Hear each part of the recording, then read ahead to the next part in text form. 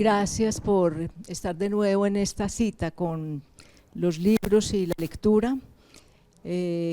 Gracias a esta iniciativa es posible, gracias a las vicerrectorías de docencia y extensión de la Universidad de Antioquia, al programa Cultura Centro, al sistema de bibliotecas y, por supuesto, a toda la universidad que se interesa por estos programas y estas iniciativas tan sensibles para estudiantes, comunidad universitaria y sociedad en general.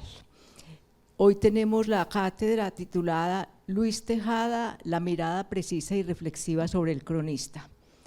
El invitado de hoy es el profesor Andrés Esteban Acosta Zapata. Sobre Luis Tejada dice el invitado: con acierto, Luis Tejada ha sido llamado el pequeño filósofo de lo cotidiano. Supo detallar su época y valorar los asuntos aparentemente mínimos con la distinción de agregar una mirada precisa y reflexiva a sus temas e inquietudes. No fue un cronista a secas, sino un creador con su estilo y perspectiva, un renovador y un pensador crítico, cercano y atento. Queremos dimensionar la capacidad de escritura de Luis Tejada, su genio cronista y su exposición literaria. Sobre Andrés Esteban Acosta, sus datos biográficos que pueden ser de su interés son los siguientes. Tiene estudios de pregrado y maestría en filosofía en la Universidad de Antioquia, es profesor de literatura y filosofía en la misma universidad y en el mismo instituto, escribe crónicas, realizador de programas sobre música y literatura para radio de la Universidad Nacional, en la emisora de la Universidad Nacional, y también hace programas similares en la emisora cultural de la Universidad de Antioquia. Lo acompañará en la conversación Jorge Iván Agudelo Zuluaga. Jorge Iván es historiador de la Universidad Nacional de Colombia, sede Medellín, magíster en hermenéutica literaria y candidato a doctor en humanidades en la Universidad de AFI. Actualmente se desempeña como escritor y profesor de literatura en la Universidad EAFI y en la Universidad EAFIT y en la Universidad UPB. Ha publicado los libros de poesía La calle por cárcel, de la editorial de la Universidad de Antioquia, Ni abrazo ni el refugio, también de la misma editorial, y Un otro hermano terror, de Verso Libre Editores. Gracias a los dos invitados de hoy por acompañarnos. Gracias al amable público por estar con nosotros, y Andrés Esteban queda con el público que lo recibe con un aplauso.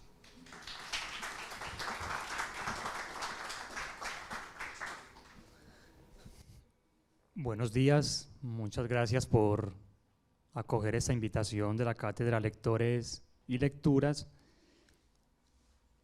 para que el día de hoy le dediquemos unos buenos minutos a un cronista que creo que los merece, a Luis Tejada Cano. Lo que me voy a permitir en este espacio tendrá un corte o un matiz muy íntimo, ¿cierto? Cuando digo íntimo, me refiero a el tipo de lectura que he hecho de Luis Tejada, ¿cierto? El acercamiento que he tenido a Luis Tejada. Si bien hay algunas conversaciones con otros autores que he trabajado, como Fernando González, a Luis Tejada lo he leído más con una perspectiva de aprender la escritura, ¿cierto? Entonces, en esa medida me parece que es una lectura que siento más vital y que siento íntima. Eso para hablar de un tipo de relación con los autores, que puede ser una relación de tipo académico, que puede ser una relación de un tipo, no sé, intelectual, pero aquí yo quiero dejar de entrada esa disposición que he tenido para leer a Luis Tejada desde una perspectiva íntima, y compartir algunas ideas sobre un cronista que tenía una particularidad que me parece muy atrevida, una particularidad muy convencida de llamarse o autodenominarse pequeño filósofo. y no porque sea un filósofo, y eso ahorita pues lo vamos a conversar, no porque me parezca un filósofo o no porque crea que en Luis Tejada hay una filosofía, sino porque acierta muy bien con un juego incluso literario. Ahí hay una paradoja en cómo concibe el cronista. Entonces, nos interesa o me interesa en esta conversación, en este momento, y luego cuando conversemos con Jorge Iván, pensar esa idea de el cronista como un pequeño filósofo. ¿Qué es un pequeño filósofo? ¿O qué es una filosofía pequeña? ¿O qué es una filosofía mínima? ¿Cierto? Luis Tejada Cano, pensémoslo por favor como un joven. Luis Tejada vivió 26 años. Eso es otro elemento que creo no lo debemos perder de vista. Y la producción literaria de él, o la producción periodística, como ustedes lo quieran considerar, se mueve en un periodo corto de tiempo, ¿cierto? De 1917, 1918, hasta 1924, que es la fecha o el año de su muerte. Entonces, como un eterno joven, Luis Tejada, ¿cierto? Y como un joven vivió intensamente. Ahorita entraremos también a esa idea. Nació en Barbosa en 1898 y murió en Girardot en 1924. Ahí tenemos un esbozo de sus fechas. Como en la escritura, su vida fue ágil, su vida fue intensa y su vida fue breve. No porque buscara eso, ¿cierto? Sino que a veces también el destino se encarga de marcar el fin de algunas existencias antes de lo debido, creería uno, ¿cierto? Me voy a permitir tres notas para crear un ambiente, para reflejar un tono de cómo pienso a Luis Tejada, ¿cierto? Primero, el cañón se abre y el río va en curvas tocando pequeños pueblos. Luis Tejada nace en las montañas, que escuchan el sonido del porce. Conservará las imágenes primeras del lugar apacible, lejos del impacto y la novedad de la ciudad. Llevará en su estilo total de cronista el honor, que también es fortuna, de haber nacido en la aldea.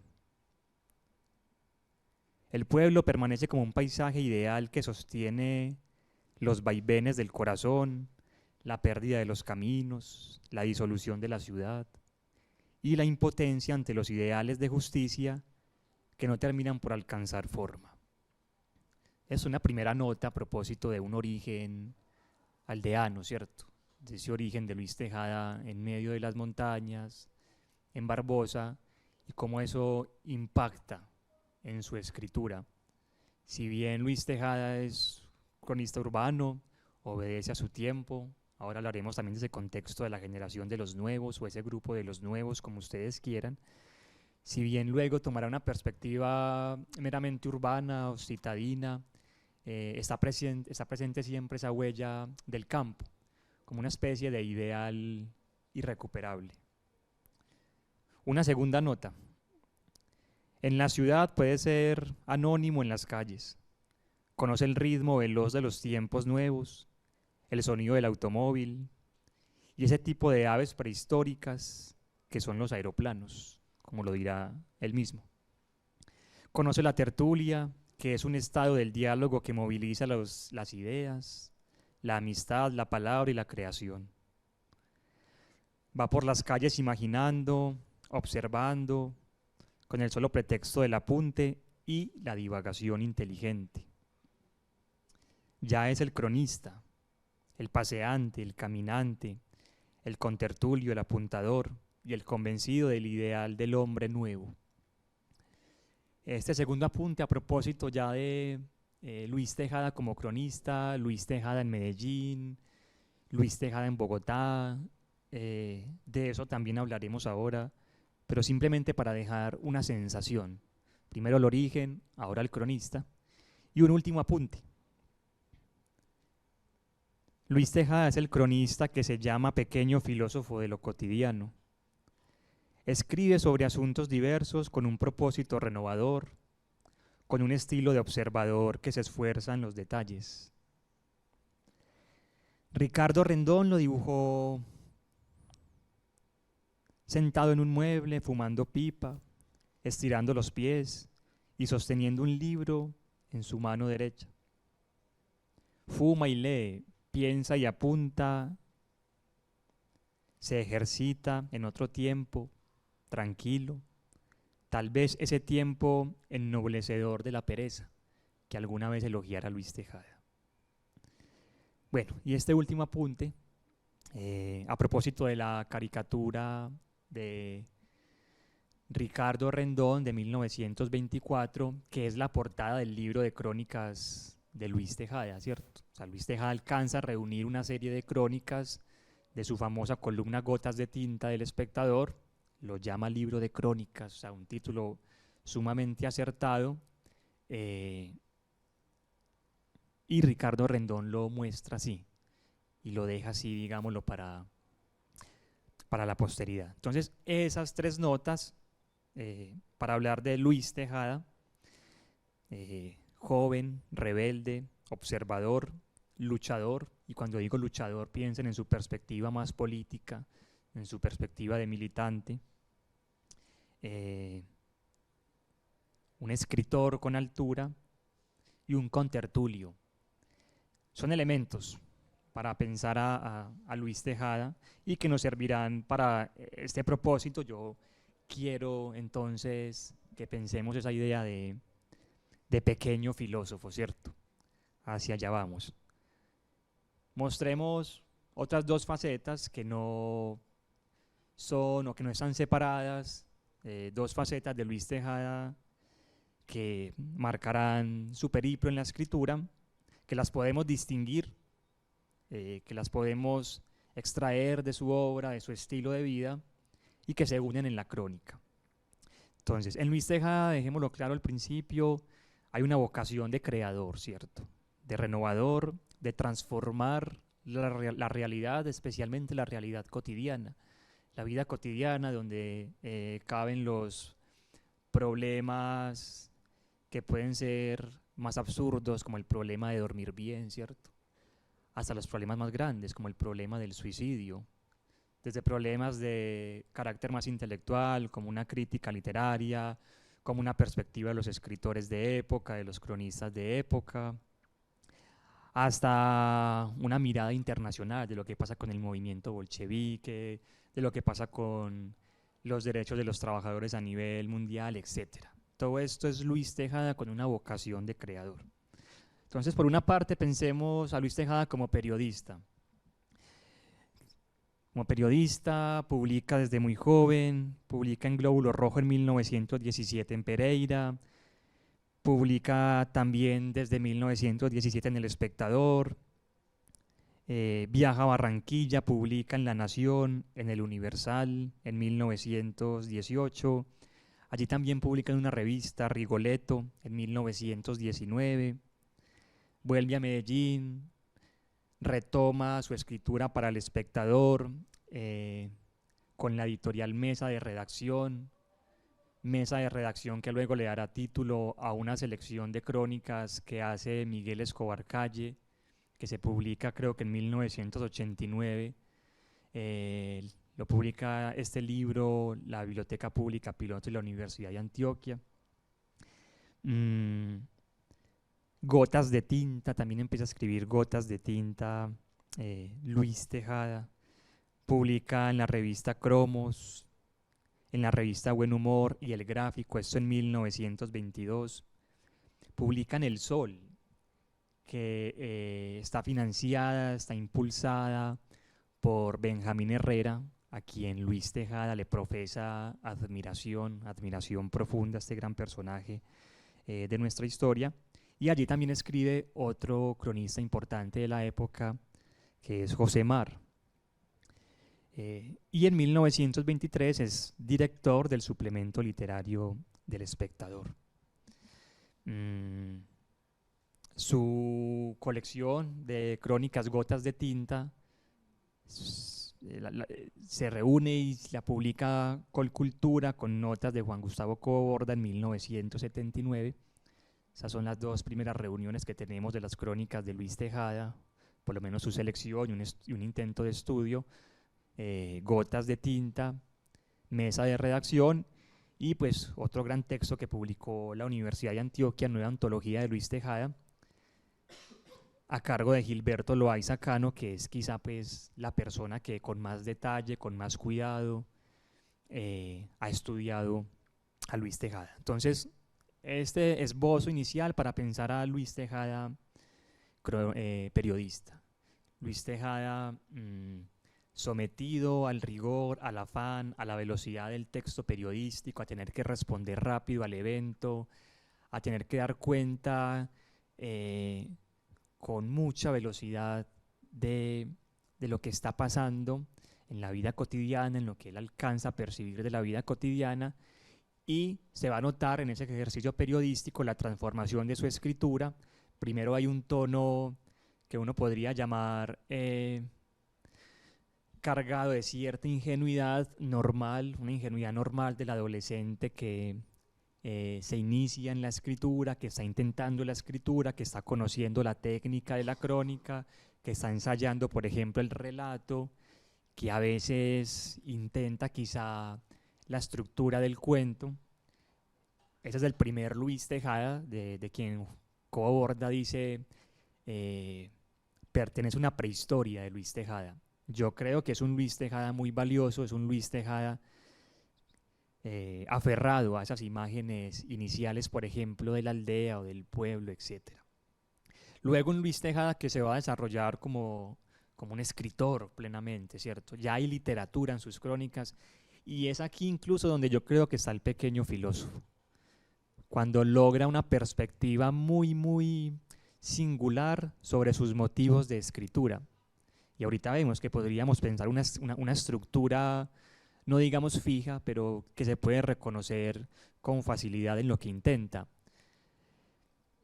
Introduce, por ejemplo, la paradoja, es quizá uno de sus grandes logros en la crónica. Introduce esas pequeñas notas de carácter reflexivo que dan la apariencia de nota filosófica y que uno quiere animarse a decir, acá hay un filósofo, pero no hay un filósofo, lo que hay es un excelente cronista, ¿cierto? Que es un asunto ahora difícil, escribir una crónica desde ese lente, ¿cierto? Atreverse primero a exhibir el yo y segundo exhibir un yo reflexivo, un yo que es capaz de pensar el mundo, pues parece que ahora se busca una mirada objetiva, ¿cierto? Que vea las cosas con cierto dominio, con cierto conocimiento de la distancia, pero sin embarrarse en términos reflexivos, por así decirlo, ¿cierto? Sin intentar el apunte filosófico. Entonces, por este lado, Luis Tejada, periodista, hicimos un recorrido por los medios donde publica, y tenemos una segunda perspectiva de Luis Tejada que llamaríamos de corte político, o de corte revolucionario, o de corte militante, y esa versión netamente política, pues también está en sus crónicas, claro está, pero también en una actitud frente al mundo, en una perspectiva de abrazar esa idea del hombre nuevo, ¿cierto? De estar a la altura también de movimientos sociales, políticos de su época. Tenemos a un Luis Tejada en reuniones del Directorio Socialista en Medellín en 1920. Tenemos en 1922 a Luis Tejada en reuniones del primer grupo comunista que se crea en Bogotá, participando con Luis Vidales. Tenemos a Luis Tejada visitando obreros, compartiendo con los obreros, etc. Entonces, dos perspectivas, periodística y revolucionaria o política, como ustedes prefieran, que convergen en el ejercicio de la crónica, o que convergen en la escritura. O sea, la crónica como medio de análisis y la crónica también como un medio de lucha, por así decirlo. Teniendo lo uno y teniendo lo otro, vuelvo al enfoque, a mí me interesa el pequeño filósofo, insisto. O sea, un Luis Tejada, perdón, más cercano a la literatura, un Luis Tejada que va a utilizar elementos de la cotidianidad para construir sus crónicas, que es capaz de leer la realidad, o sea, la realidad convencional, lo que nos ocurre cotidianamente en la calle, los pensamientos cotidianos, las anécdotas, etcétera, desde la creación, ¿cierto? Entonces la crónica, para intentar también una definición de la crónica en Luis Tejada, diríamos que, y desde esta idea del pequeño filósofo, diríamos que la crónica, claro está, es una expresión de la literatura, que en Luis Tejada se mantiene breve, pero que esa brevedad exige mucha precisión en el dominio de la técnica, consistencia, buena escritura o buena prosa. Eso lo menciona también Juan Gustavo Cobo Borda en su texto. No olvidemos, por favor, que la crónica exige buena prosa, ¿cierto? O sea, tiene que haber una mentalidad creativa detrás. Habilidad en términos de ironía, de paradoja, como ya lo mencioné, y de humor, pero de un humor bastante inteligente, ¿cierto? Un humor que uno podría considerar pretende también ser formativo, ¿cierto? O sea, formar al público, formar al lector a través del humor, que sea capaz de reírse de lo absurdo de la existencia, o de lo breve de la existencia, o de lo doloroso de la existencia, o que sea capaz de reírse, por ejemplo, de la asimilación entre el amor y el dolor de muelas. ¿A quién se le ocurre eso? Bueno, se le ocurría a una persona como Luis Tejada, un cronista como Luis Tejada, que tenía esa visión tan particular y tan matizada de la realidad. Las siguientes citas creo que apoyan esto que estoy diciendo. Las voy a traer a este espacio porque de allí voy a extraer algunos elementos para continuar la conversación. Juan Gustavo Corda dice: a darle vuelta a las cosas y comunicarlas con un nuevo lenguaje se dedica Luis Tejada. Pablo Montoya anota lo siguiente: poseído por un frenesí increíble, escribía textos que representan uno de los momentos más deliciosos y plenos de la literatura colombiana.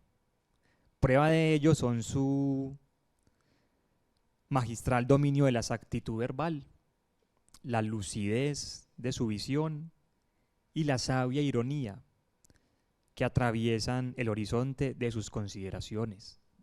Eso lo escribe Pablo Montoya para una revista titulada Literariedad. Y Gilberto Loaiza, claro está, dirá lo siguiente: Luis Tejada se concentró en esos pequeños detalles porque encontró en ellos los indicios de transformaciones muy significativas. Y transformaciones muy significativas no solo a nivel de un proceso de modernización en el país, ¿cierto? Por ejemplo, esa crónica sobre el automóvil, sobre el aeroplano, hay otra que se titula Volar, etcétera, sino también transformaciones significativas en un ámbito espiritual o del alma. O sea, que una perspectiva sobre lo cotidiano, sobre lo que aparentemente no nos dice nada, sobre lo que es convencional, sobre los motivos del día a día, tiene un lado o un trasfondo que hace parte de las cosas del pensamiento, por así decirlo, ¿cierto? Entonces, la realidad, ¿a qué se dedicaba Luis Tejada? ¿Qué le interesaba de la realidad? Le interesaba darle vuelta, ¿cierto? Le interesaba iluminar otra perspectiva, llegar a otros rincones de la realidad, ampliar la realidad, que creo que aquí está también el gran ejercicio del creador. Claro, él toma la realidad a través de la observación, a través de la caminata, obviamente a través de sus lecturas, pero especialmente a través del contacto directo, y eso que toma lo devuelve diferente, lo amplía. Y eso es una tarea, por lo menos que debemos agradecer de ese tipo de mentalidades, que permiten mayor visión, que permiten mayor panorama, por lo menos por eso cuando uno lee este tipo de crónicas o este tipo de autores, aprende, porque la realidad se la devuelve ampliada. A propósito de ese comentario sobre la delicia que decía Pablo Montoya para pensar a Luis Tejada, o sea, es una escritura que da gusto leer. Es una escritura que eh, somete al lector casi que al elogio. No todas sus crónicas, porque no todas sus crónicas se mantienen en la altura del gran escritor, pero por lo menos un buen número de crónicas permiten esa sensación de delicia. Estoy leyendo algo que me atrapa, estoy leyendo algo que me conmueve. Luis Tejada me convence, me envuelve con su juego, con su paradoja, con su juego de contradicción, de oposiciones, con su nota sobre lo breve, etc. Pero esto no es gratuito, o sea, hay técnica, hay una estructura detrás de ello, ¿cierto? Y que la aprende en un contexto, porque se ha dicho, se ha repetido, se ha señalado a Luis Tejada como el cronista más importante de Colombia, y creo que no es necesario ese juicio, ¿cierto? Porque implicaría primero conocer toda la crónica de nuestra tradición y segundo sería también imponerle una tarea exagerada. Claro que está en el canon de la crónica, que es de los cronistas más importantes de nuestro país, por supuesto, pero también su estilo, su técnica deriva de un contexto. No era posible un Luis Tejada sin pensar en un grupo intelectual del momento, sin pensar, por ejemplo, en la formación liberal que recibe en su casa, una formación que viene por parte de su padre, importante en el ámbito educativo de la región y del país, su tía, etcétera, que también funda colegios, las lecturas tempranas de literatura, se forma también desde temprano leyendo El Espectador. O sea, tiene que aprender técnica una persona que se enfrenta a este tipo de información desde temprana edad, ¿cierto? El detalle, otro elemento que saco de estas notas que les compartí, el detalle que podríamos pensarlo como saber dónde detener la mirada. A mí esto sí me parece más cercano a la intuición, al genio, ¿cierto? A la persona capaz de distinguir, este es el tema, este es el motivo, este es el personaje. Eso no le compete a cualquiera persona, ¿cierto? Y aquí es donde, bueno, explicar eso es difícil. De nuevo, hay una formación detrás, hay lecturas, hay conversaciones, luego habrá bohemia, luego habrá, digámoslo, un grupo intelectual como tal a su alrededor, pero saber dónde fijar la mirada sí me parece propio de una gran intuición o del genio. Saber anotar algo sobre el sombrero y luego relacionar el sombrero con el alma. O sea, o vos escribís sobre el alma, o vos escribís sobre el sombrero en términos de moda, de vestimenta, de época, pero tomarlo uno y lo otro, y que en un mismo texto lleguen a un estado de armonía, sí me parece que es de destacar. No como el único cronista que hace eso, pero sí como uno de los grandes cronistas que ha hecho eso. Entonces todo esto acompañado la mayoría de las veces con un comentario breve, sintético, inteligente, destacado, sobre problemas esenciales de la condición humana. Eso, esa técnica, esa precisión, ese detenimiento, ese saber dónde poner el interés, unido al atrevimiento de pensar lo esencial de la condición humana, eso junto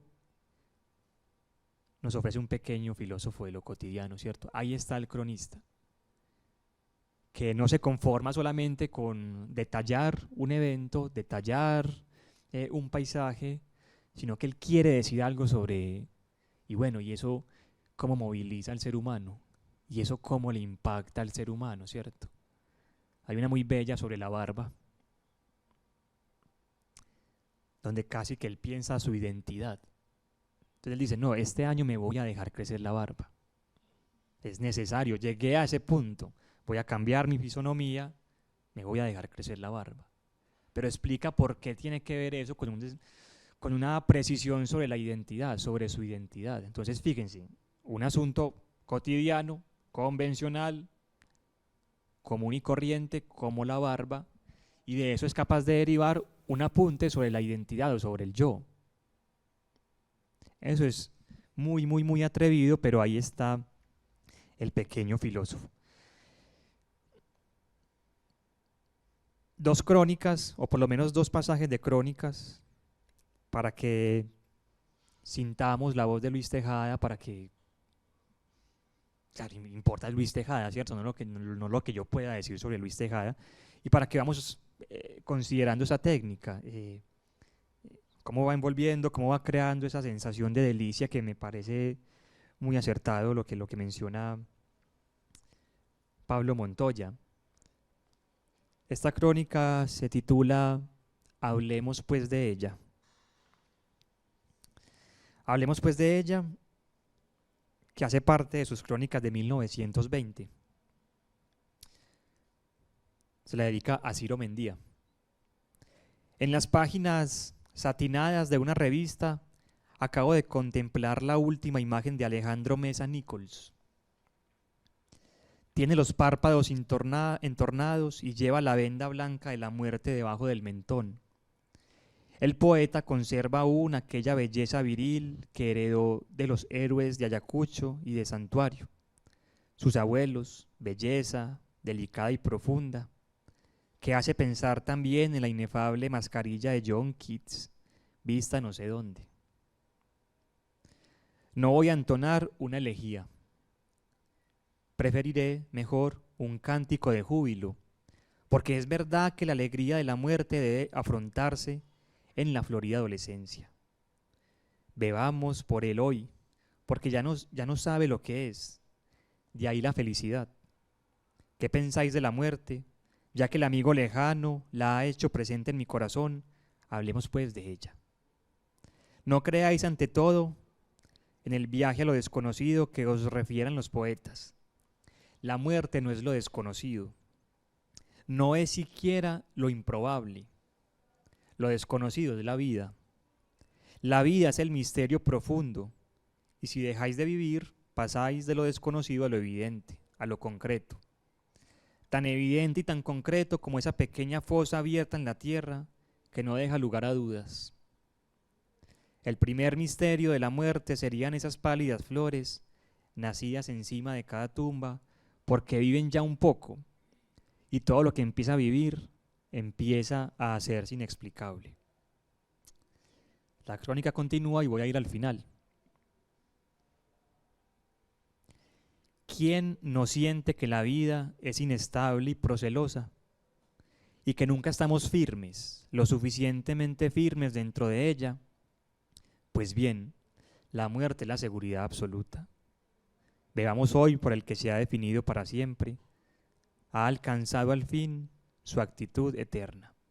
Bebamos porque es verdad que la alegría de la muerte debe afrontarse en la florida adolescencia.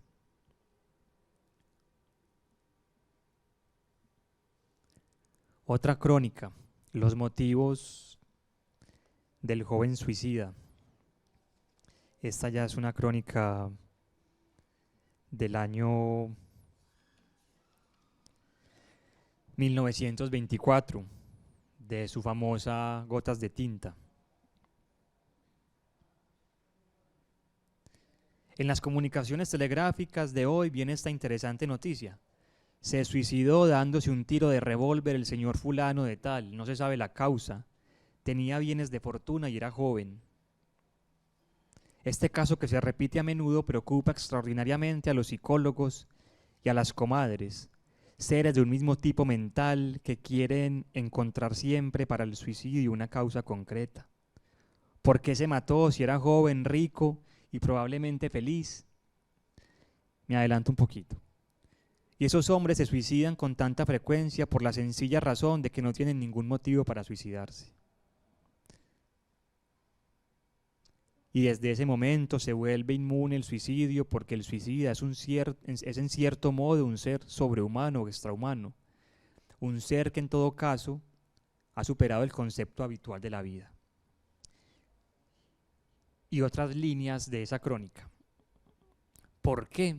Pues eso, porque era joven y feliz.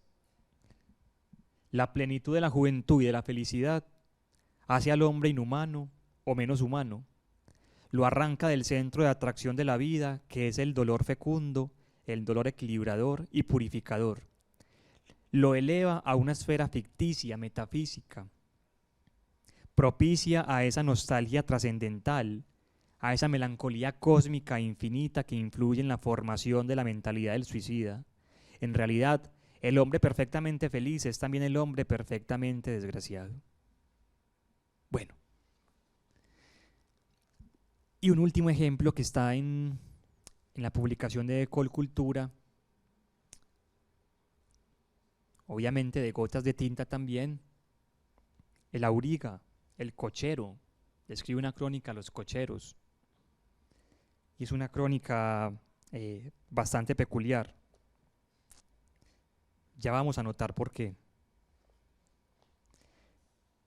La calle es un pequeño mar bravío con sus tormentas y sus naufragios. Para navegar en él con fortuna se requiere cierta habilidad especial que solo poseen por completo los ciudadanos natales que han pasado y repasado toda su vida por allí, aprendiendo inconscientemente el arte de escurrirse ilesos entre el laberinto de codos y de ruedas y la ciencia peligrosa e inexplicable de permanecer indiferentes cuando el tranvía va a pasar detrás de ellos, rozándolos apenas pero sin atropellarlos. Un provinciano no sabrá hacer nunca ese cálculo matemático. Siempre conservará los nervios demasiado sensibles a las bocinas de los vehículos. Siempre irá dando empujones y trompicones y limpiando con las mangas la cal de las paredes. Pero el verdadero genio de las grandes vías, el piloto supremo en esos mares amenazadores, es el auriga. Entre los múltiples espectadores de la calle no hay ninguno tan conmovedor como el de ese hombre grave, recto, sobre el pescante. Entonces, 3 ejemplos. Un ejemplo temprano de 1920, ¿sí? Y ya un par de ejemplos de años posteriores, entre el 23 y el 24 están las columnas, las crónicas fuertes de Luis Tejada, también antes por supuesto, pero digamos lo que ese periodo de Gotas de Tinta es muy, muy, muy rico. En esos 3 ejemplos, o ahí podemos reconocer la estructura de Luis Tejada. Entonces la crónica apresa el instante, tiene el instante, lo toma para sí y lo comenta o lo apunta. Ahí está el ejercicio del cronista. Y ese comentario que se permite la crónica puede ser una mirada delicada y reflexiva. O sea, una pequeña meditación. Aquí también, o por lo menos en esta idea de meditación, se nos puede parecer más al ejercicio de quien intenta la filosofía, ¿cierto? La meditación está cerca o concuerda con lo que hace Luis Tejada. La meditación sobre la condición humana, el vínculo con el mundo, sobre la necesidad de un hombre nuevo, ¿cierto? Sobre la necesidad de transformar el mundo, las condiciones de vida del mundo. Y el apunte, como ya lo hemos dicho, sobre el día a día. ¿Cuál es la estructura entonces de sus crónicas? Hay una distinción de lo cotidiano como elemento, como motivo del paisaje. O sea, él extrae ese motivo, lo encuentra en lo cotidiano, lo pone en su crónica. Entonces fíjense, en la primera que leímos, el motivo es el suicidio, o la muerte más bien del amigo. La muerte del amigo es un dato anecdótico, claro, trascendental y fundamental para quien lo padece, ¿cierto? O sea, para el amigo que ve partir a su cercano, pero hace parte del mundo privado. Y eso él lo convierte en una reflexión inmensa sobre la muerte, ¿cierto? Ahí está entonces la segunda parte, que es engrandecer el motivo, ampliar el motivo y finalmente comentar el motivo. Más o menos es la estructura que sigue Luis Tejada. distinguir lo cotidiano, distinguir el elemento o el motivo que le permite la crónica o que le va a permitir la escritura, engrandecer ese motivo a través, por ejemplo, de algunos recursos como lo paradójico y comentarlo. Y ese comentario es lo que más se nos parece a un asunto filosófico como lo es la meditación. Aquí está el atrevimiento, ¿cierto? Aquí está el atrevimiento de Luis Tejada, aquí está ese salirse de sí en un género que a veces se considera como menor, pero que tiene unas posibilidades inmensas de convivir con la literatura. Eso no viene de la nada, eso viene de un contexto, eso viene de un tiempo. Luis Tejada no es un cronista que se hace solo, ¿cierto? No es espontaneidad, no, sino que hay otros cronistas en la época. Está José Mar, está Armando Solano, ¿cierto? Está Zalamea, del que hablábamos ahorita con Jorge. Posteriormente o luego llegará un cronista, alguna vez lo leímos con Julián, que es José Gers, que tiene una crónica maravillosa titulada El aguacate, y que también va a comentar luego sobre Luis Tejada. Es quizá una generación posterior, pero ya ha quedado sembrada la huella de Luis Tejada. Entonces, de su época, José Mar, Armando Solano, posteriormente José Gers, pero también la influencia de personajes tan grandes como León de Grave, como Luis Vidal, ¿cierto? Todo esto ayuda a crear al cronista que es capaz de apuntar lo cotidiano a través de meditaciones que nos parecen filosóficas.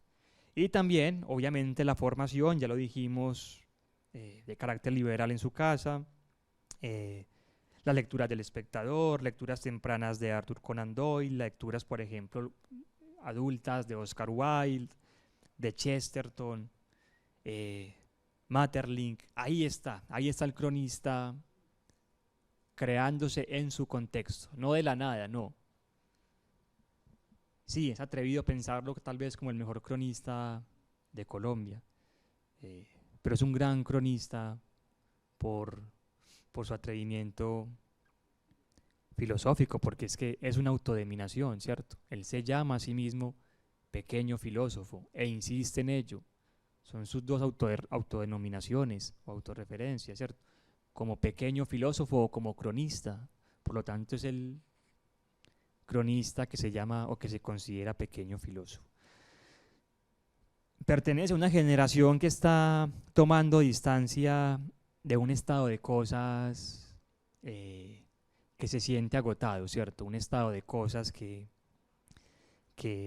desde lo político, desde lo cultural, ya no tiene lugar.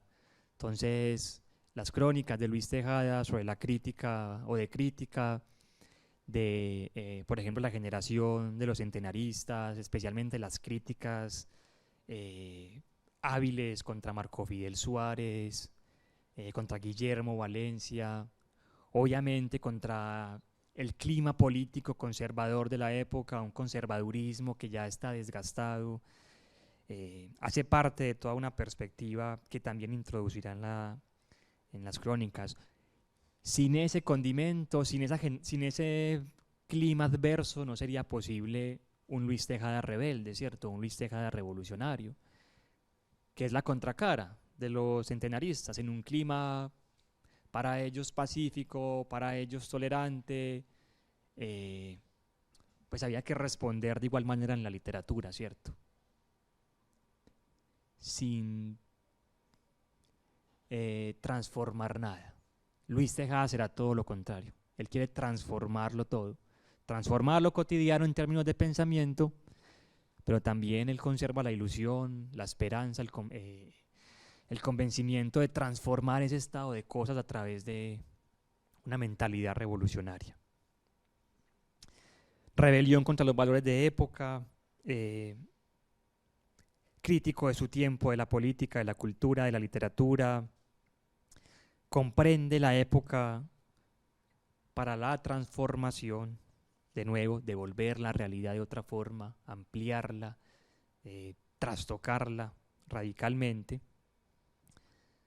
pero retomando a la perspectiva que nos interesa, ese elemento literario de lo cotidiano o lo mínimo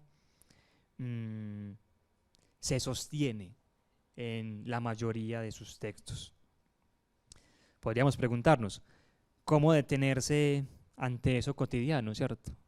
¿Cómo poder pulir la mirada para detenernos en lo cotidiano? ¿Qué decir de lo mínimo? Se supone que lo mínimo es aquello de lo cual no podemos decir mucho, no es lo trascendental, no es el gran motivo. ¿Cómo podemos decir algo sobre lo pequeño? Son preguntas que motivaban también a Luis Tejada para escribir cosas como esta, Meditaciones de una butaca. Les voy a leer un fragmento de esta famosa crónica.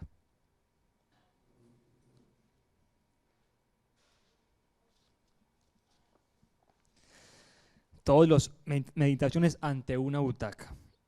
Todos los hombres, aun los pocos imaginativos, acarician un ideal personal de felicidad, algo que ellos quisieran ser o hacer y a cuya realización encaminan sus esfuerzos cotidianos, o al menos sus deseos cotidianos, los que son incapaces de enderezar sistemáticamente sus actos con un fin premeditado.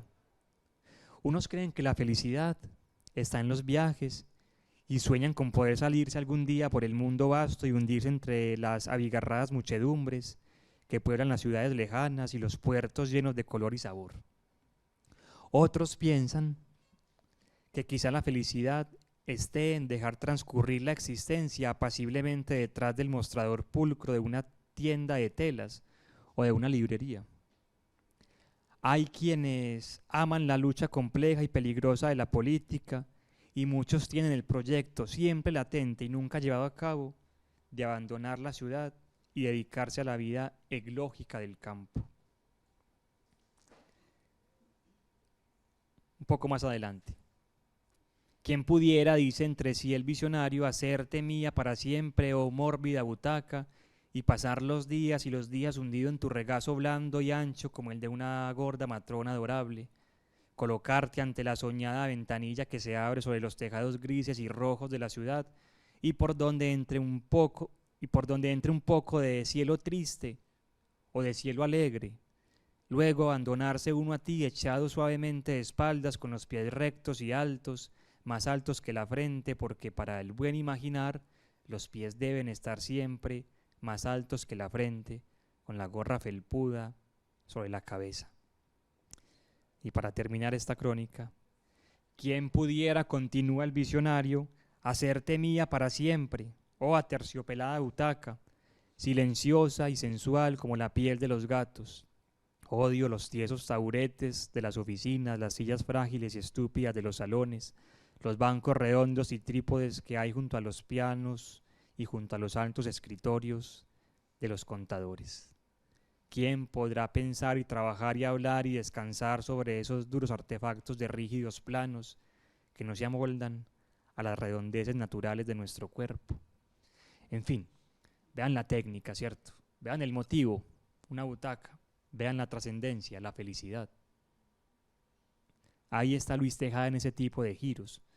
O sea, encontrar el pensamiento en lo cotidiano, no solo mostrar, no solo revelar una secuencia de los hechos, no solo describir un elemento, como en este caso una butaca,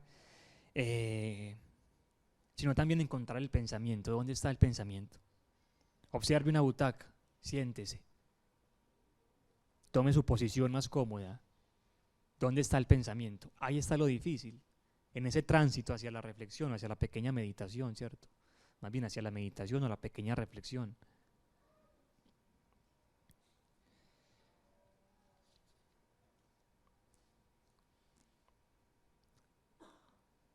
Hay un asombro, claro está, o sea, este ejercicio de la escritura solo tiene sentido o solo es posible porque hay asombro, porque lo pequeño asombra.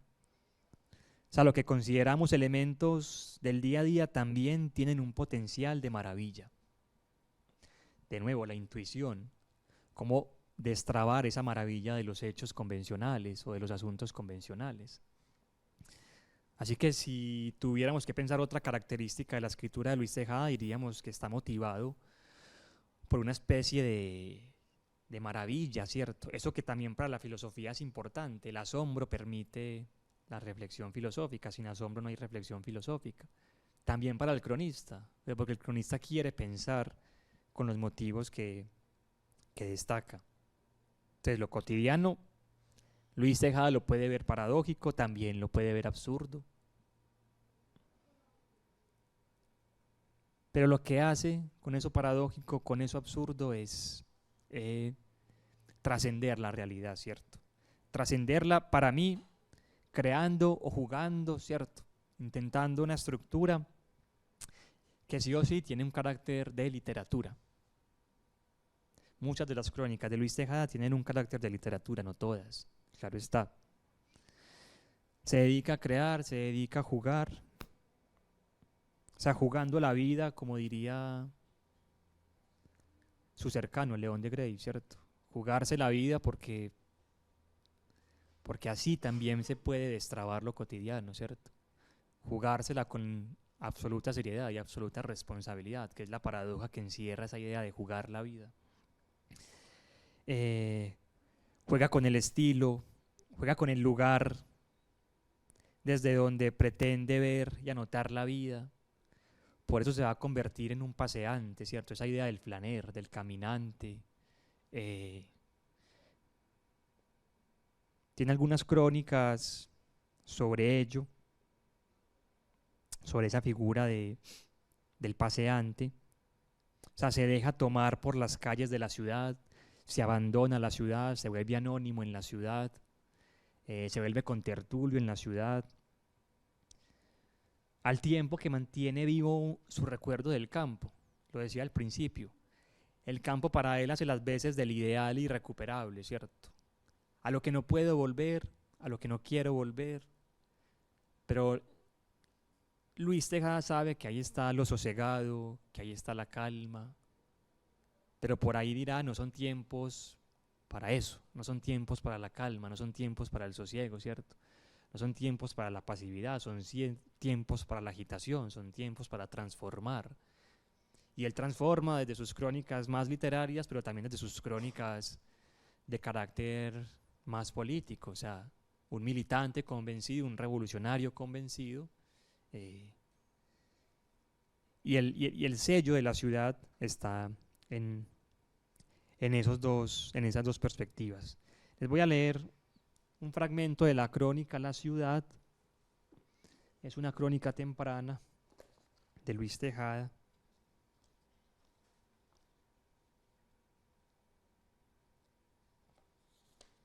Por lo menos un par de párrafos.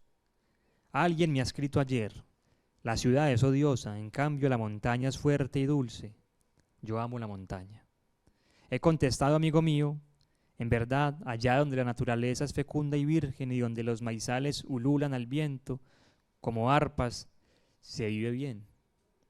Yo sé que en el lecho quejumbroso de hojarasca y de hierba fragante, el cerebro íntimamente unido a la tierra, es cuando se encienden los fuertes pensamientos de conquista y las grandes ideas de renovación, mientras canto, llora o ríe la orquesta múltiple de la selva. En cambio, amigo mío, la ciudad tiene también hondos encantos y lazos sutiles con que aprisiona el corazón, siempre que sepáis vivir en ella sin someteros al estiramiento martirizante del frac y del cuello alto, y al tedio superficial de los salones, sino pasando inadvertido, como una partícula perdida entre la muchedumbre, pero con los ojos muy inquisidores y el alma abierta a grandes y pequeñas emociones, porque la ciudad acendra una multiplicidad admirable de sensaciones que no encontraréis en la montaña. Es profunda y ligera, cogitabunda y alegre, sentimental y dura. Tiene sombras medrosas y luces fugitivas, es refinada e ingenua, etc. Fíjense, en este punto sobre la ciudad también hay casi que una revelación de un secreto del cronista. Los ojos muy inquisidores, el alma abierta a grandes y pequeñas emociones. Así escribía Luis Tejada, con el alma abierta a grandes y pequeñas emociones. y era lo que sabía identificar, y por eso hacía mención a esa capacidad de asombro, de maravilla. Para ir cerrando con algunas notas, entonces, Luis Tejada es un paseante, Luis Tejada se pierde en la ciudad, no en la ciudad de los salones, ¿cierto? No en la ciudad del reconocimiento, no, anónimo como tantas otras personas anónimas, pero queriendo ver ese anonimato, ¿cierto? Queriendo destacar ese anonimato, que es el ejercicio del cronista.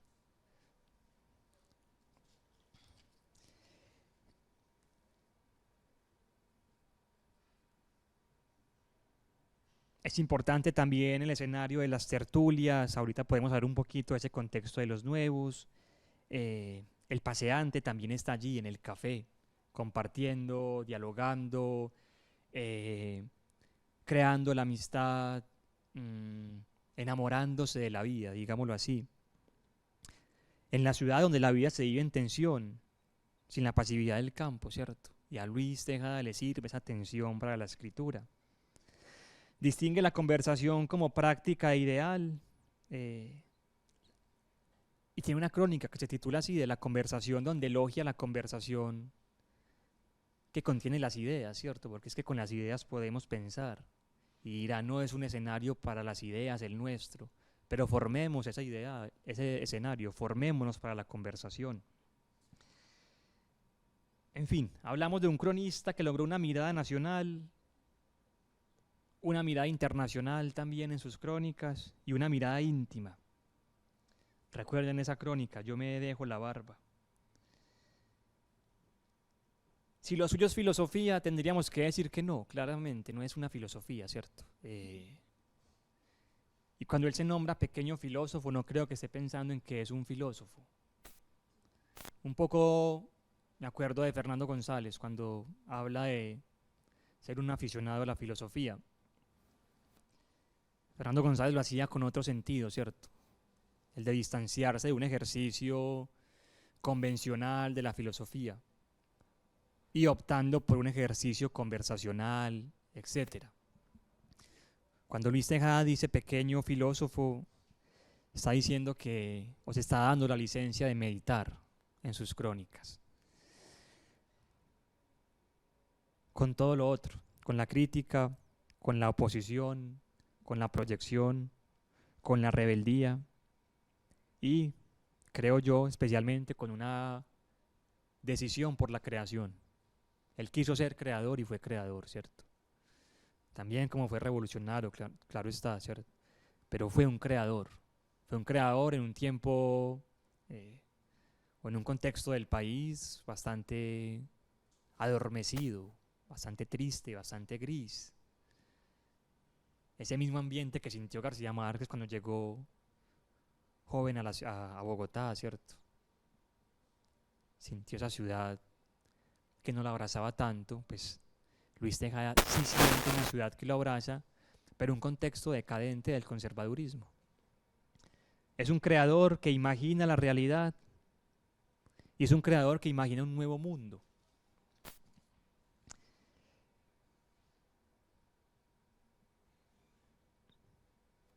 Opta por la esperanza, por la ilusión, o sea, que el mundo se haga más bueno, dirá Luis Tejada, o demandará Luis Tejada. Profundamente cree en la esperanza y en la vida como aventura. O sea,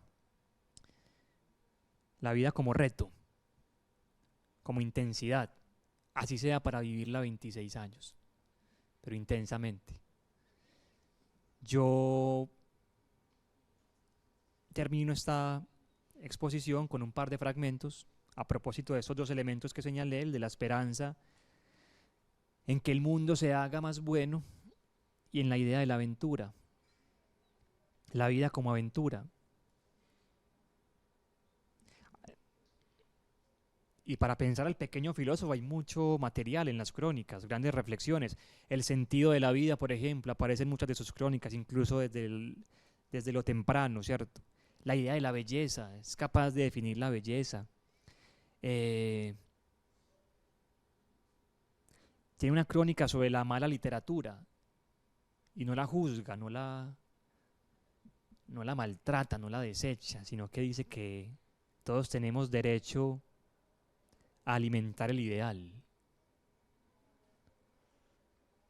Piensa la felicidad.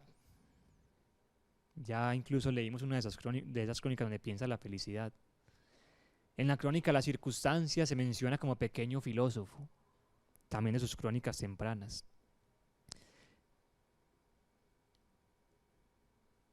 En una crónica sobre el juego, define la condición humana como misteriosa. Habla del vínculo entre la reflexión, el pensamiento y el clima. Él dice, el invierno me invita al pensamiento. Y en la crónica Volar se refiere a mi filosofía. O sea, de vez en cuando él recuerda que también está haciendo, digámoslo así, postales de filosofía, aunque no es un filósofo. Ahora sí, la crónica titulada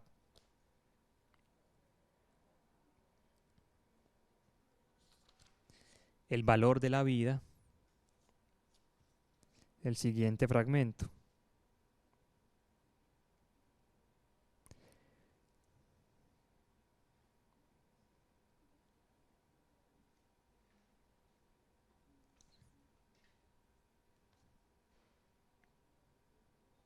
Ahora bien, esta concepción mística de la vida se ha ido infiltrando en la conciencia del mundo y ha penetrado hasta las capas más oscuras e ignotas de las sociedades.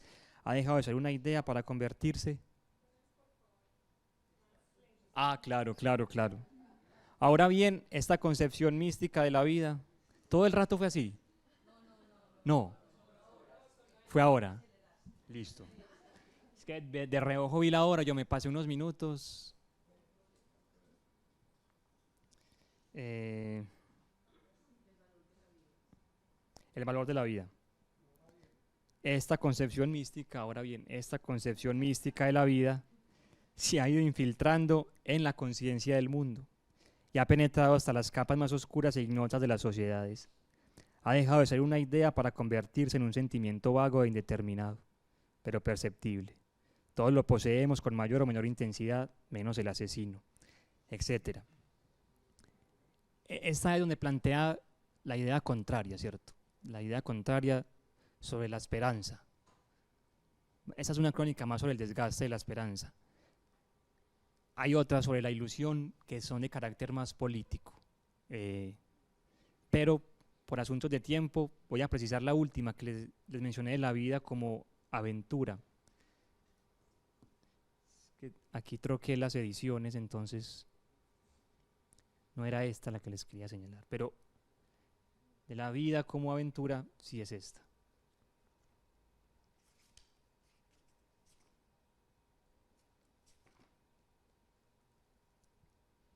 El biógrafo. Unas líneas de esa crónica. Total, el cinematógrafo conmueve, apasiona, hace vivir por un instante la vida loca, desinteresada y magnífica de los héroes. Allí está su éxito, y ahí viene el apunte. Los hombres son todos en el fondo aventureros. La vida misma es una aventura terrible, una aventura perfectamente cinematográfica. Ese era Luis Tejada, un creador, un apuntador y una conciencia reflexiva sobre la base de lo cotidiano.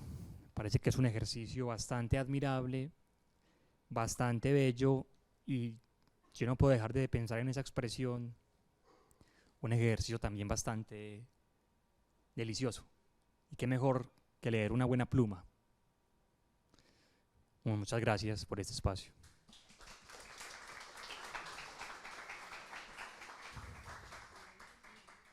Vamos a conversar con Jorge Iván Agudelo. Continuamos con la dinámica de nuestro espacio y más adelante tendremos un momento para que conversemos, algunas dudas. Jorge tiene pues, una perspectiva que yo creo es quizá amplia o más amplia sobre el mundo intelectual de Luis Tejada, sobre la escritura, de la crónica, y especialmente hemos conversado sobre una generación o sobre un momento, un grupo, no sabría cómo pensarlo, que es los nuevos. Así que Jorge, pues, te dejo el espacio, vamos conversando en la medida de las necesidades y gracias, hombre. No, yo tengo acá, no, gracias por la invitación. Yo estaba muy entretenido escuchándote y dejaste pues poco margen, la verdad. Pero podemos hacer algunos intentos. Yo quisiera, ¿se escucha bien? ¿Sí? Referirme a la nota, a la palabra que utiliza Pablo Montoya para referirse a las crónicas de Tejada, delicia, delicioso, que me parece que es justa, sin duda. Tal vez, y ahí siguiendo a Loaiza, que concedo, pues estoy con vos, que tal vez es el académico que más, pues en los últimos tiempos, después de Cobo Borda, de Miguel Escobar, se ha dado a la tarea pues, de pensar a este autor, de recopilar sus crónicas, de escribir una biografía intelectual, en fin. Entonces, tal vez, digamos, atraviesa el 20, llega hasta nosotros, a partir de... Podemos pensar que eso sucede porque hay una fascinación y una manera de trabajar el lenguaje que nos permite, o le permite a Pablo Montoya decir que son crónicas deliciosas. Ahora, yo sí creo que esa palabra, que puede ser englobante, que es justa, puede ocultar un poco un asunto que me parece necesario advertir, y es la tremenda contradicción de un autor como Tejada y de otros autores de su generación, contradicción que no es privativa de autores colombianos, pues que se va a dar en otras latitudes, en Latinoamérica y en Europa. Piensen, por ejemplo, en un caso francés, pues un autor muy leído por la generación de los nuevos, por de Graves, por el mismo Vidales, por Tejada, que va a estar pues como en el canon, que va a generar un quiebre en la poesía occidental, que va a ser Baudelaire, ¿cierto? Uno encuentra en Baudelaire una fascinación por la modernidad, ¿cierto? Pero al mismo tiempo cierto terror, ¿cierto? Un autor como Marshall Berman va a hablar si la palabra es pastorales, ¿cierto? Hay unos tremendos ditirambos, elogios a la modernidad, pero al mismo tiempo hay unos repliegues, ¿cierto? Yo creo que lo propio podría decirse, obviamente en otro contexto, ya en el siglo XX, de un autor como Tejada. Hay, digamos, una crítica muy contundente al mundo de la mecanización, a esa emergencia y a esa presencia del capital, a la presencia de una clase social pues, que se va fortaleciendo, que es la burguesía, que cifra un poco su vida en el hacer, en lo útil, el esfuerzo de la hegemonía conservadora, el esfuerzo de la regeneración, no deja de ser un esfuerzo económico de unidad, ¿cierto? Tejada, por ejemplo, habla de la quietud, ¿cierto? Habla del que se detiene, del que mira, del que se niega un poco al trabajo, ¿cierto? Eso va a entrar en contradicción con el Tejada posterior, que va a ser un Tejada que está fascinado con la Revolución de Octubre, pues si la revolución se hace con los obreros y la revolución se hace trabajando, ¿cierto? Entonces ahí vamos a ver un tipo que está fascinado por esa idea del ocio, pero tiempo después va a entrar ahí en una contienda ideológica consigo mismo, que pasa precisamente por los cambios que se están dando en el siglo XX en Europa y obviamente pues en Latinoamérica. Entonces esa delicia yo creo que hay que matizarla, o sea, creo que es un tipo contradictorio, complejo, que esa complejidad está expresada en sus crónicas. La idea de Loaiza, o por lo menos yo la conozco ahí, me parece que es muy justa, la idea de la paradoja, ¿sí? Él se cría leyendo a los ironistas ingleses, les aprende muy bien, un poco coger la realidad, que es materia de sus crónicas, a contrapelo, ¿cierto? Mostrar como el otro lado de la luna, ¿cierto? Pensar en términos paradojales es un poco jugar con los posibles imposibles. ¿Qué sería nosotros si tuviéramos cola? Cosas de ese tipo, ¿no? Y a partir de ahí adelantar una cantidad de reflexiones, y creo que eso está en consonancia con lo que decís del pequeño filósofo. Esa paradoja le permite maravillarse ante el mundo, tener una mirada socarrona, cínica, va a decir Loaiza también. Yo creo que esa delicadeza también puede ser leída como cinismo, ¿cierto? Cierta distancia crítica, irónica con su realidad. Bueno, no está viviendo en una época precisamente feliz para alguien pues, que tiene una idea liberal del mundo, en el sentido más amplio, que pues, un poco se ha formado bajo los presupuestos de la Revolución Francesa, de la Ilustración, por la vía familiar, ¿cierto? Estamos en plena regeneración, en la cultura hay un personaje pues, que va a ser como una especie como de figura miliar en la política y en la cultura, que va a ser Núñez, ¿cierto? Más adelante vamos a encontrar a Guillermo Valencia, un tardo modernista, dirán algunos, donde ya el lenguaje es un lenguaje engolado, es un lenguaje que no permite, digámoslo de manera un poquito grandilocuente, que no permite la entrada de la vida, que no permite la respiración. Poemas marmóreos, en fin, se estudia Valencia, que es un poeta del lenguaje, es tremendo poeta, pero es un poeta un poco que ha saturado el lenguaje, que la apuesta precisamente de Silva puede ser la contraria. Aquí podemos hablar de Tejada crítico. Tejada escribe unas crónicas muy bellas, sí, una crónica crítica. Aquí entramos al problema del género, que hay una cosa muy lábil ahí, difícil de entender. La bella crónica sobre Silva, ¿no? O sea, Silva es el gran poeta, es el poeta del modernismo, que viene, digamos, a hacer una revolución del lenguaje, no solo de Santos Chocano, Julián del Casal, Nájera, en fin, todo el movimiento modernista latinoamericano, que hay una, digamos, una suerte de independencia del lenguaje, de nuestro lenguaje, pero esa independencia se logra mirando a Francia, se logra mirando a París, se logra mirando el francés, ¿cierto? Va a cambiar los ritmos de la poesía, va a cambiar las métricas, le va a dar una plasticidad al castellano que para el momento no la tiene. Por eso va a ser pues, señalado por algunos, sobre todo españoles de la generación del 98, y por ese lado como, digamos, un afrancesado, ¿cierto? Afrancesado y afeminado van por la misma mano en la época, ¿sí? Hay una tradición hispanista muy fuerte en la Regeneración, y como contracara vamos a encontrar una tradición francesa que va a estar, por ejemplo, encarnada en Sanin Cano. Recuerden ese texto tan hermoso de Cano, tan inteligente, sobre Núñez poeta. Es un texto absolutamente crítico contra una poesía que ya un poco ha dado de sí lo que tenía que dar, un poco una poesía ya obsoleta, que parecía una cancioncilla, ¿cierto? Y esa crónica da la partida, da la emergencia a la partida, a la aparición a un poeta como Silva. Los nuevos ya tienen que hacer otra cosa, ¿cierto? Ya la apuesta modernista hay que, digamos, matizarla, hay que mirar que aparece una ciudad, no fue la ciudad de Silva, la ciudad de Silva todavía es una ciudad muy virreinal, ¿cierto? Hay una ciudad, hay un coletazo, digamos, del mundo colonial, ¿cierto? Ya ellos encuentran otra ciudad, la ciudad de Vidales, la ciudad del tranvía, la ciudad del mundo obrero, la ciudad de la tensión de clases, ¿cierto? Entonces ellos lo que hacen, ¿cierto? Y esto pues creo que lo ha dicho Raimundo y todo el mundo, Cobo Borda y críticos de Cobo Borda, como va a ser Loaiza, lo que hacen es ser contemporáneos de su tiempo. Y un poco va a ser la crítica que le va a hacer Zalamea a los centenaristas, que vos ya lo mencionaste. Yo no sé si estoy repitiendo ya todo lo que dijiste, me da pena, pero bueno. Que va a ser que ellos estaban en una especie de paz chicha, como se va a leer esa primera etapa, pues.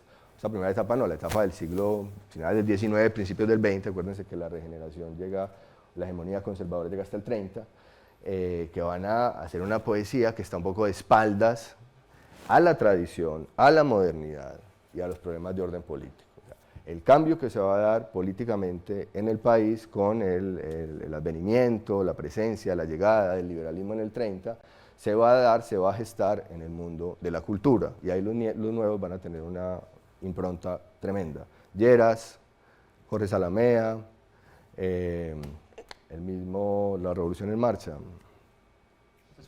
López Fumarejo, el primer gobierno de López, en fin. Van a ir a visitar, por ejemplo, para relacionarlo con el modernismo, van a ir a visitar a Sanin Cano, a la casa, eso lo cuenta Lleras, va a ir con Jorge Zalamea, y el gesto es de reverencia, o sea, ellos no están partiendo con toda la tradición, ¿cierto? Ahí menciono ya a Sanin Cano, ahí menciono a Silva, ¿cierto? Es una tradición del liberalismo que les toca a vivir en la época de la regeneración, pero que para ellos sí es importante. También, que eso lo sabes más vos que yo, que conoces tanto a los antioqueños, Tomás Carrasquilla, ¿cierto?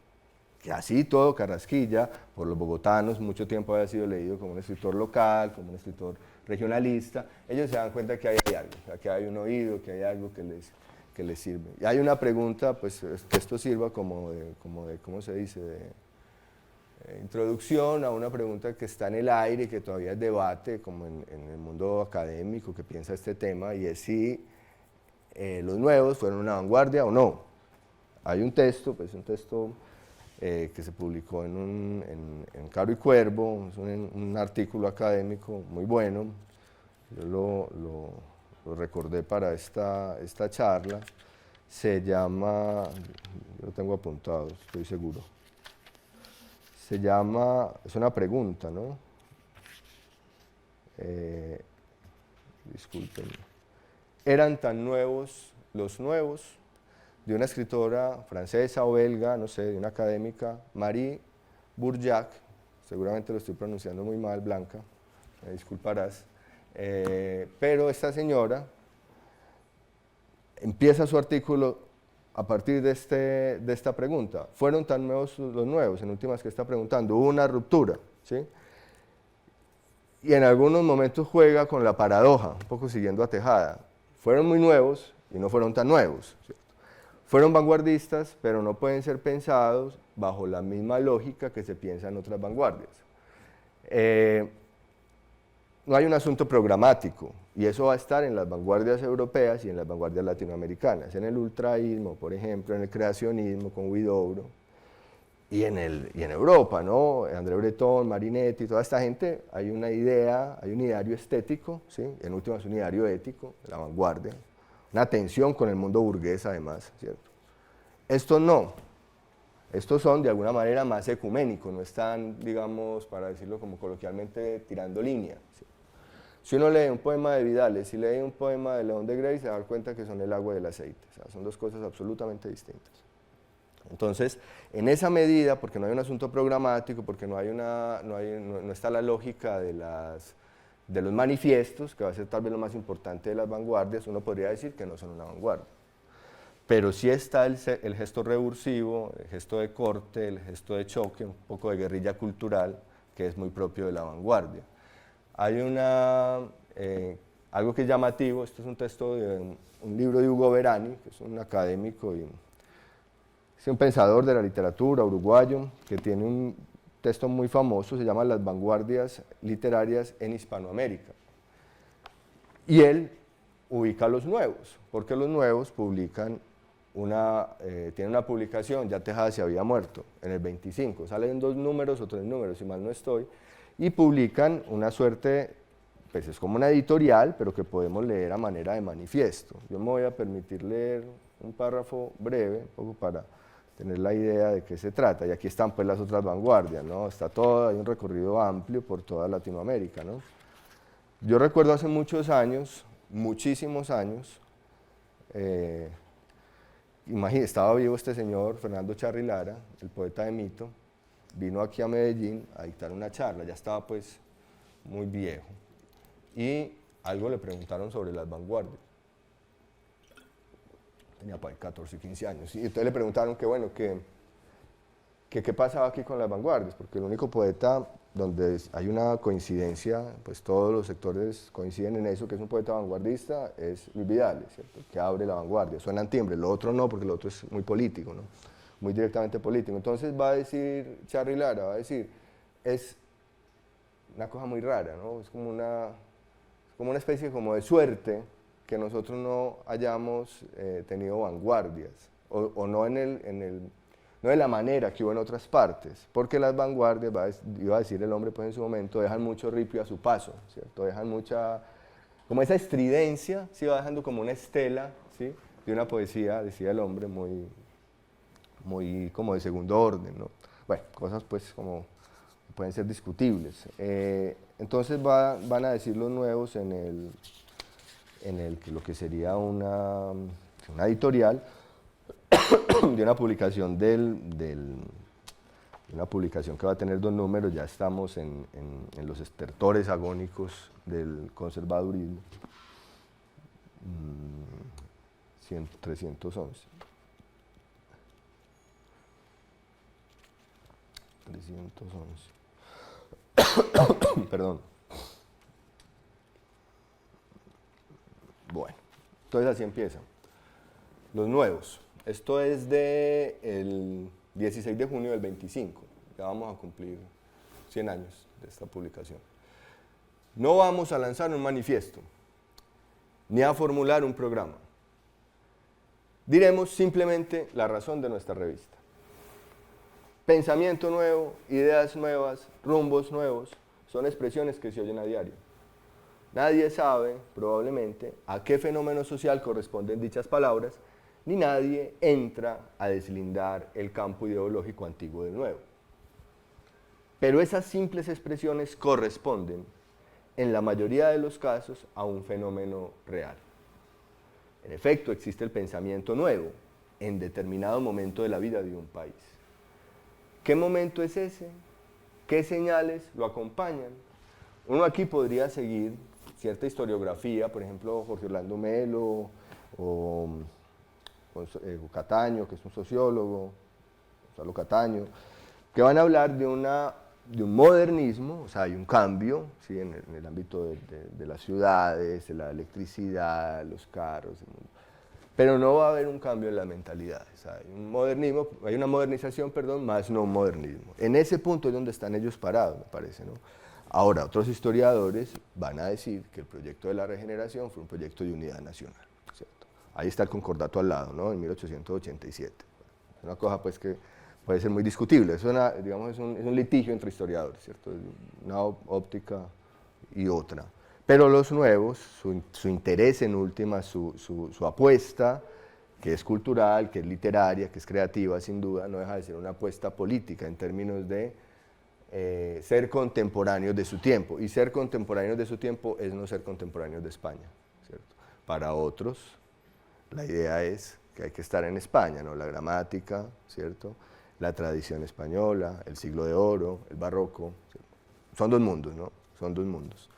Yo no sé, a mí no se me ocurre como más, a ver si preguntaba o comentaba algo. Y que ese tránsito que vos estás mencionando, Jorge, se nota muy bien en ese último Tejada, ¿cierto? Claro. O sea, ahorita lo mencionabas, quizá esa contradicción, esa paradoja íntima también. Entonces, hago una crítica. ¿No se escucha casi? Sí.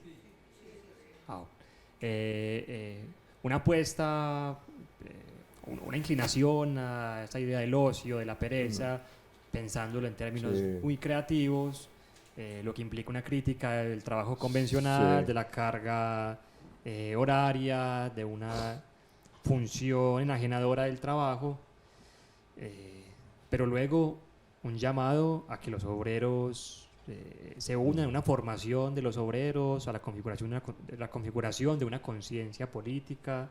Entonces un Tejada, siento que dividido, no recuerdo bien si es Cobo Borda o Loaiza, que hablan de un tránsito del esteta al revolucionario, al militante, claro. Pero que también habla de otra certeza de Tejada, y es: no le tenía miedo a la contradicción, ¿cierto? Propia también de ir tomando partido constantemente según los afanes del día a día. Y para ello también la publicación de un libro de crónicas, curioso en su momento, libro de crónicas, una selección de su columna Gotas de Tinta, donde él abraza la contradicción y también dice que es un texto o un libro para leer en el tranvía. Esa idea de la brevedad, pero también esa idea de la ciudad detrás y todo el contexto que bien planteaste, Jorge, y el que más no agregaría y que nos daría pie otra de las cosas que dijiste en el camino. ¿Cierto? Perdón. Otra de las cosas que dijiste en el camino, ese problema para situar un género particular en la escritura de Luis Tejada. Entonces, listo, tenemos un contexto, ya lo has mencionado bien. Ahora volvamos a la crónica como género. Y es que a veces nos parece de pronto un ensayo breve, ¿cierto? Sí.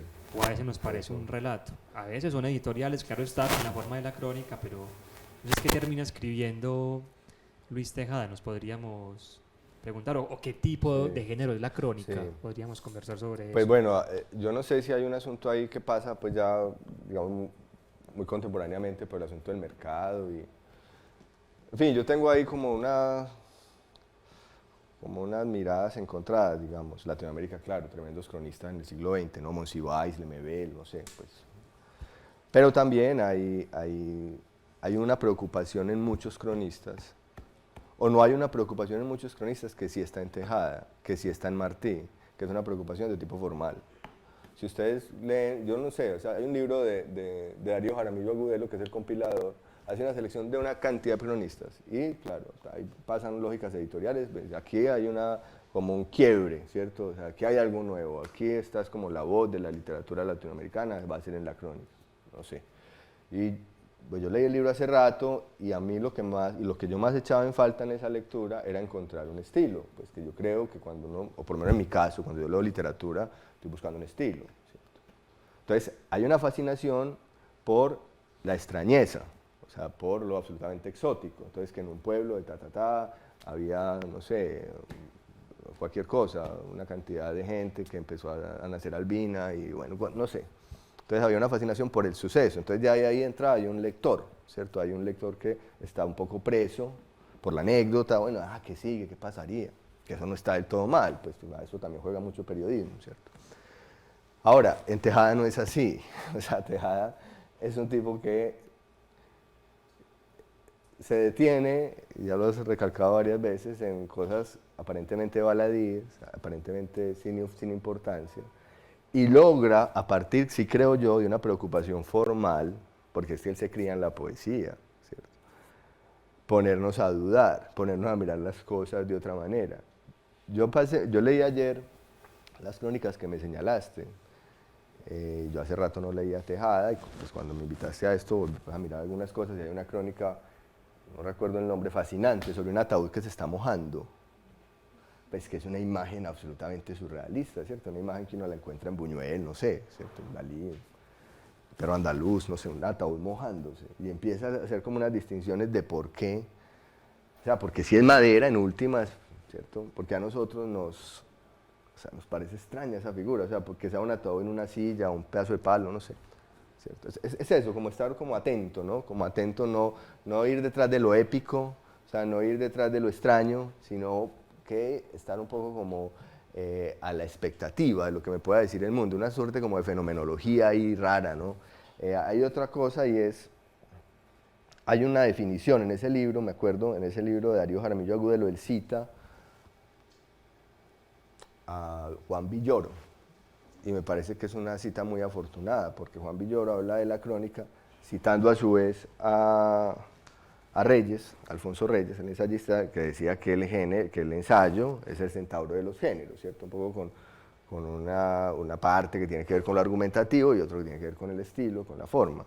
Entonces, Villoro, en un juego pues bastante ingenioso, va a decir que la crónica es el ornitorrinco.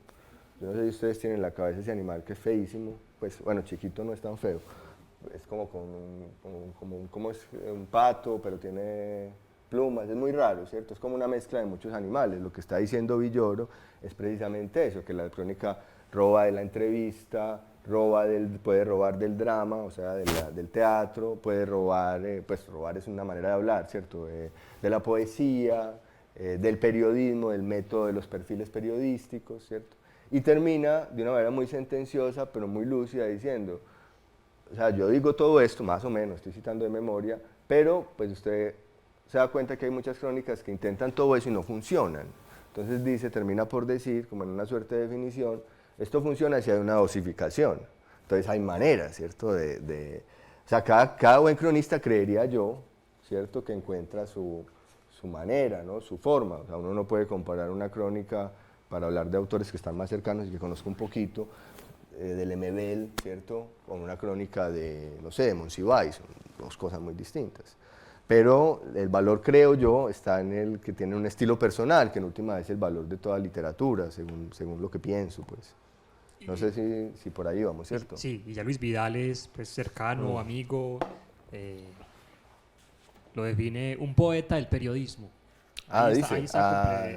Se muestra qué bien. en oposición el género, la crónica, cercana a la poesía, incluso va a decir Luis Vidales, y se hace mucho más ¿Quién sabe difícil de qué considerar. hubiera pasado con, pues eso es un juego ahí como medio pendejo, pero qué hubiera pasado con Tejada? Pues Vidales atravesó el siglo y fue un poeta muy militante, la Aureliada, por ejemplo, y que pues culturalmente en la historia de la poesía colombiana le han cobrado mucho esa militancia, ¿cierto? O sea, de Vidales todo el mundo habla de Suenan timbres porque es un libro sin duda, pues que quiebra un poco las lógicas de la poesía colombiana. Sería muy interesante leer al otro Vidales, porque yo creo que nos hemos quedado en un poco como seguir la consigna, ¿cierto? Entonces después se volvió militante y ya no volvió a escribir. No, yo creo que leer las crónicas de Vidal, los poemas de Vidales después, quién sabe, o sea, yo no creo que deje de ser un buen poeta, pues así porque sí, o que la política lo haya cegado en todo y por todo. Entonces la pregunta con este personaje es cómo hubiera envejecido Tejada, porque León de Grave no envejeció así, o sea, León de Grave no tuvo una,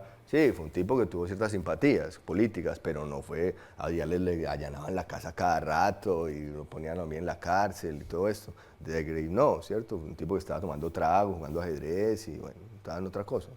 Bueno, muchas gracias a ustedes, a Jorge, Muchas gracias a por la cátedra, a la escucharme, muy biblioteca. amable.